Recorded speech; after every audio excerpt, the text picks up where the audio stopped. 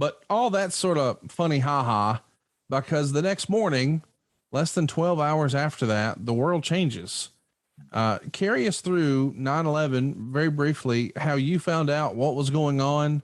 Were you in bed? Did someone give you a call? What did that look like when you first learned of the tragedy of the morning of Tuesday, September 11th?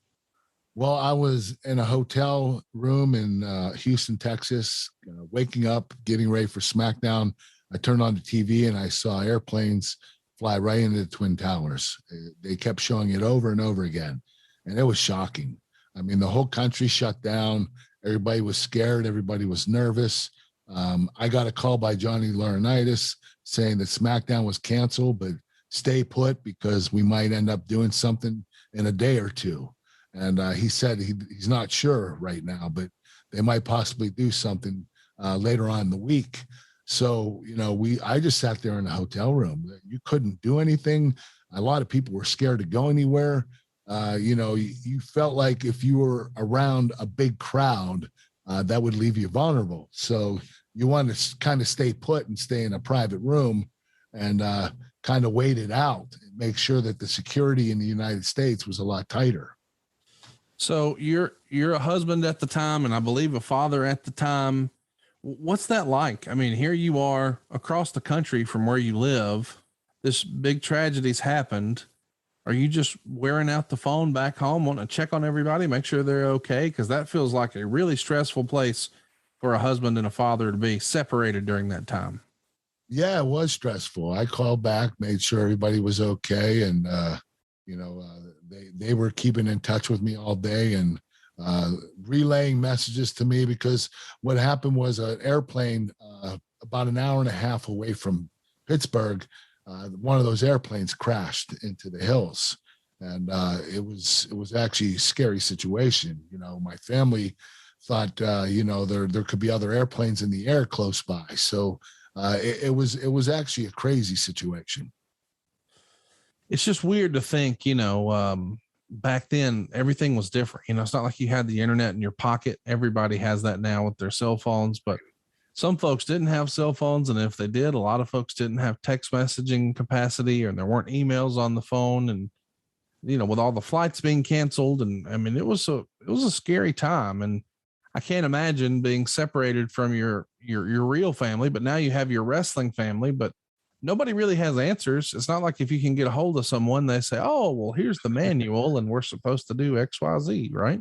You just had to sit and wait. It was, and time went by very slowly.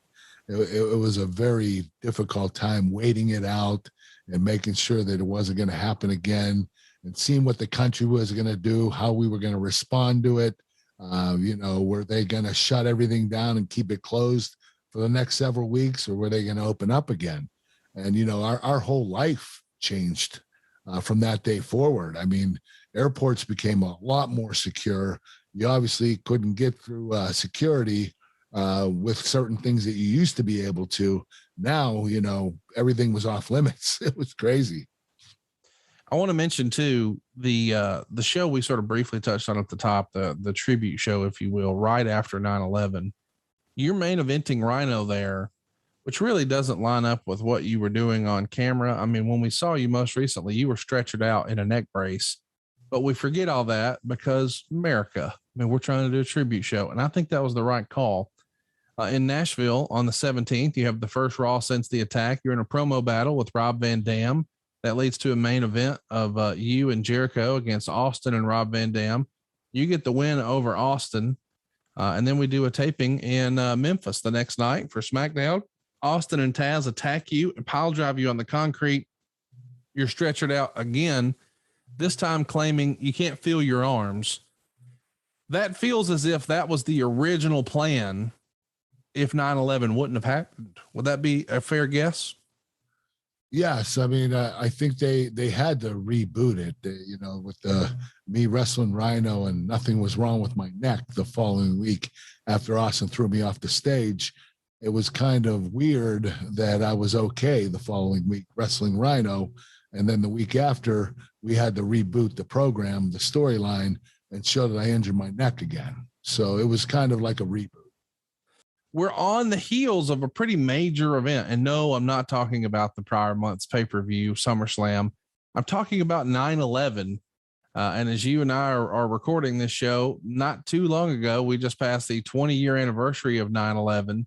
And that whole SmackDown that happened in Houston right after 9/11, you were in the main event. And afterwards, grabbed the mic after you picked up a win over Rhino and got the whole crowd chanting USA.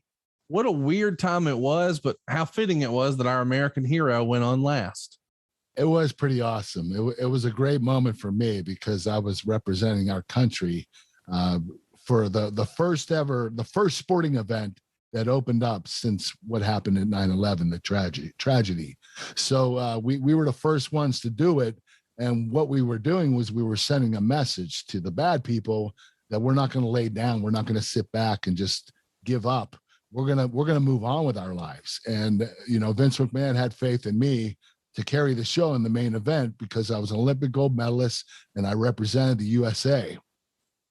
And just 12 days after that tragedy, we had the Unforgiven pay-per-view, and we're going to talk about it in long form, but let's sort of piece it together. But I just want to give everybody a heads up as we start this episode that the whole 9/11 attacks are at the forefront of everyone's mind as this pay-per-view is going down. But this is a pretty special show too for you personally, because Unforgiven is your hometown, Pittsburgh, Pennsylvania, and you're in the main event against the biggest star there ever was for the world title, and you're getting the win. This has got to be one of the biggest moments of your entire career, right? Oh, without a doubt. It was the biggest moment of my career. I did beat The Rock for the WWE Championship the year prior, but this one was even more special because of 9/11 and because of what I was representing at the pay-per-view. I wasn't supposed to win that match. That got changed at the last second. I came up with the idea that 9/11 occurred and, the country's down and everybody's, nervous and uptight. And I thought, let's give this country a boost in the arm, a booster shot, and have the Olympic hero, American hero, win the pay-per-view. So I went to Vince and I told him that. And he said, well, you're going to have to talk to Steve Austin.